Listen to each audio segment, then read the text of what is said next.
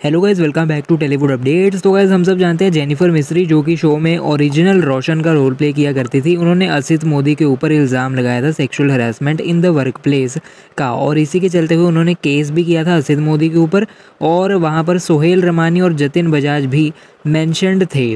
तो गाइज इन्हें कोई भी रिस्पॉन्स नहीं मिल रहा था। मुंबई पुलिस से बार बार इस चीज़ को कह चुकी थी, और फिर इन्होंने महाराष्ट्र की जो गवर्नमेंट है उनसे हेल्प ली, और फिर जो लोकल कंप्लेंट्स कमेटी है उसके कारण एक काफ़ी तेज़ी से इनको एक शिफ्ट देखने को मिला, और असित कुमार मोदी गिल्टी प्रूव हो चुके हैं under sexual harassment of women at work place act of 2013। यानी कि सरल शब्दों में कहूँ तो असित मोदी पे जो इल्ज़ाम लगाया था जेनिफर मिस्त्री ने, वो प्रूव हो चुका है कि वो सही है। उन्होंने सारे एविडेंस वगैरह पेश करे और असित मोदी ये केस हार गए हैं, जेनिफर मिस्त्री ये केस जीत गई हैं। तो उनकी स्टिल मिक्स्ड फीलिंग्स हैं ये आउटकम को लेकर।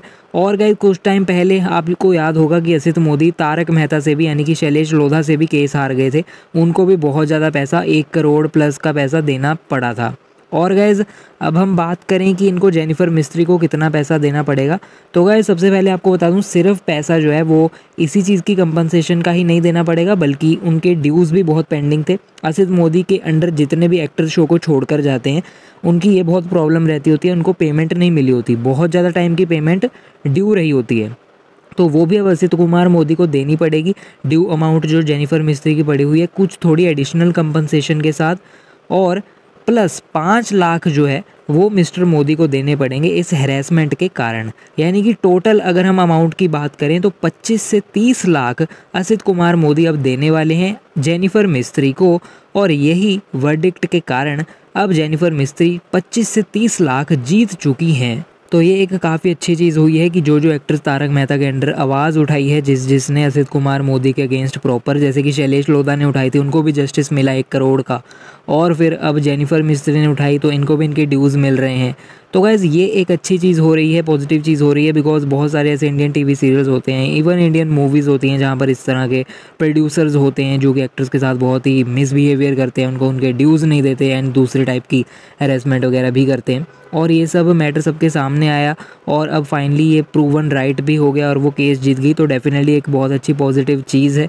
लेकिन स्टिल वर्डिक्ट में कुछ ऐसी चीज़ें हैं, जैसे कि सोहेल रमानी और जतिन बजाज का भी मेंशन था, लेकिन उनके खिलाफ कोई एक्शन नहीं लिया गया है। ये कुछ चीज़ें ऐसी हैं जो कि फुलफ़िल नहीं हो पाई, बट हाँ एटलीस्ट असित मोदी को अब जो है हैरासमेंट की 5 लाख और बाकी के ड्यू अमाउंट तो देनी पड़ेगी विद कंपनसेशन एक्स्ट्रा। इस वर्डिक्ट से कम्प्लीटली क्लियर हो जाता है कि ये केस फैब्रिकेटेड नहीं था, बिकॉज कई लोग कह रहे थे कि जेनिफर मिस्त्री पब्लिसिटी के लिए ये सब कह रही हैं वगैरह वगैरह, लेकिन ये कम्प्लीटली सही था जो भी उन्होंने बोला और ये जो आवाज़ उठाई।